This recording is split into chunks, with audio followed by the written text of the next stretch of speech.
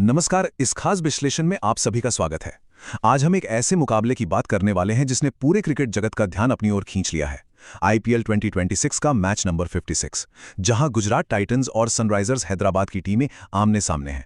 सच कहूं तो ये सिर्फ एक आम मैच नहीं है, ये प्लेऑफ की रेस का एक बहुत ही बड़ा निर्णायक मोड़ है। दोनों ही टीमें इस वक्त गजब की लय में हैं और ये महामुकाबला अहमदाबाद के ऐतिहासिक नरेंद्र मोदी स्टेडियम में होने जा रहा है। तो चलिए बिना किसी देरी के सीधे डेटा और फैक्ट्स के जरिए इस रोमांचक मैच की गहराई में उतरते हैं। शुरुआत करते हैं सीधे एक जादुई नंबर से, और वो नंबर है 16। आईपीएल के इस बेहद कड़े टूर्नामेंट में 16 अंकों को प्लेऑफ में अपनी जगह पक्की करने का एक तरह से मैजिक नंबर माना जाता है। इस समय दोनों ही टीमों के पास प्लेऑफ का टिकट कटाने का बिल्कुल सुनहरा मौका है, और यही 16 का आंकड़ा इस मैच के दबाव को ना जाने कितने गुना बढ़ा देता है। जो भी टीम आज इस आंकड़े को छू लेगी, बस समझ लीजिए कि उसके नाम के आगे क्वालिफाइड यानी क्यू का टैग लग जाएगा। और यहीं से ये समझ आता है कि ये मैच विनर टेक्स ऑल, यानी जो जीता वही सिकंदर की तर्ज पर क्यों है। जरा इन आंकड़ों पर गौर कीजिए। दोनों टीमों ने अब तक 11-11 मैच खेले हैं, और कमाल की बात यह है कि दोनों ने ही 7 मैचों में शानदार जीत दर्ज की है और 4 में उन्हें हार का सामना करना पड़ा है। एकदम बराबरी की टक्कर।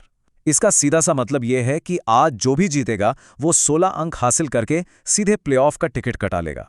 वहीं जो हारा, उसे चेन्नई और राजस्थान जैसी खतरनाक टीमों के साथ क्वालिफिकेशन की एक बहुत ही भयानक जद्दोजहद में फंसना पड़ेगा। तो इस विश्लेषण में हम क्या क्या कवर करने वाले हैं, एक नजर डालते हैं। पहला, अहमदाबाद पिच के कुछ दिलचस्प रहस्य। दूसरा, गुजरात की टॉप हैवी रणनीति।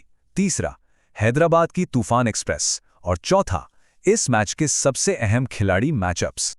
चलिए सीधे चलते हैं हमारे पहले पॉइंट पर, अहमदाबाद पिच के रहस्य।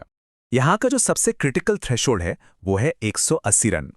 ऐतिहासिक डेटा हमें बिल्कुल साफ साफ बताता है कि अगर पहली पारी का स्कोर 180 रन से नीचे रहता है ना, तो उससे यहाँ बहुत ही आसानी से चेस कर लिया जाता है। लेकिन अगर कोई टीम 190 या 200 के पार पहुंच जाती है, तो उसे डिफेंड करना लगभग तय हो जाता है। शुरुआत में ये पिच बल्लेबाजी के लिए एकदम मक्खन होती है, लेकिन दूसरी पारी में ये थोड़ी धीमी हो सकती है, जिससे बड़े लक्ष्य का पीछा करना वाकई में बहुत मुश्किल हो जाता है। अब जरा ये डेटा देखिए, ये वाकई में चौंकाने वाला है। ये चार्ट इस मैदान पर तेज गेंदबाजों और स्पिनर्स के बीच का अंतर एकदम साफ कर देता है। पिछले कुछ मुकाबलों में तेज गेंदबाजों ने 54 विकेट चटकाए हैं, जबकि स्पिनर्स के खाते में केवल 18 विकेट आए हैं। मतलब सीधे सीधे 3:1 का अनुपात। हर एक स्पिन विकेट के बदले तेज गेंदबाज 3 विकेट निकाल रहे हैं। हालांकि राशिद खान जैसे करिश्माई स्पिनर यहां अपवाद जरूर साबित होते हैं, लेकिन सच यही है कि तेज गति और उछाल ही इस पिच के असली राजा हैं।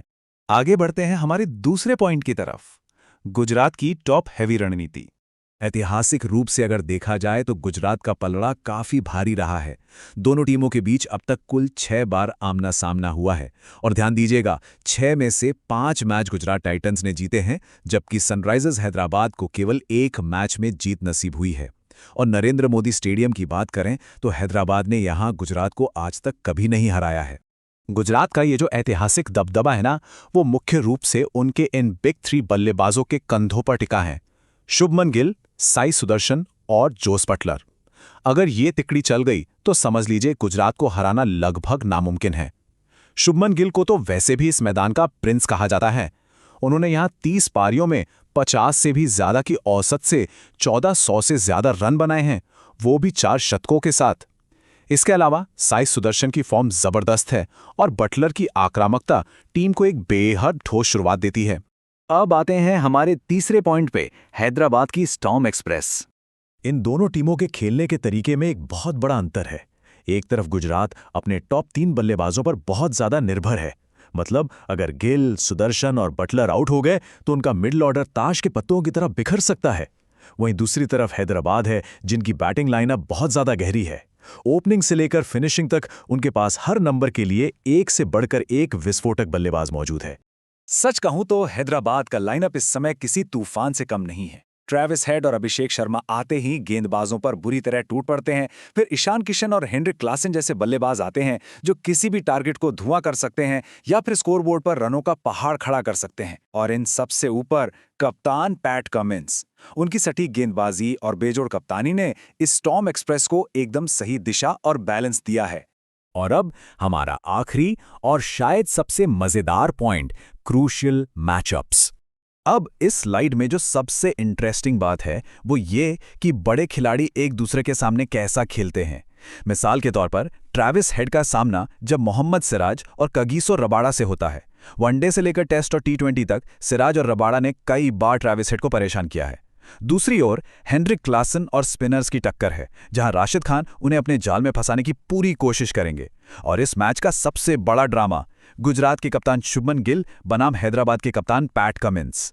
ये वो सीधी टक्कर है जो पावर प्ले का पूरा रुख तय कर सकती है। तो सब कुछ देखने के बाद अंत में यह एक बहुत ही बड़ा सवाल हमारे सामने खड़ा हो जाता है। क्या गुजरात टाइटंस अपने होम ग्राउंड का फायदा उठाकर अपना वो ऐतिहासिक दबदबा बरकरार रख पाएगी, या फिर पैट कमिंस के नेतृत्व वाली स्टॉर्म एक्सप्रेस सारे पुराने आंकड़ों को पलटते हुए गुजरात को उसी के घर में मात दे देगी? फॉर्म और डेटा दोनों की अपनी अपनी कहानी है। प्लेऑफ का टिकट दांव पर लगा है और ये तय है कि ये मुकाबला बेहद धमाकेदार होने वाला है। इस विश्लेषण में हमारे साथ जुड़ने के लिए बहुत बहुत धन्यवाद।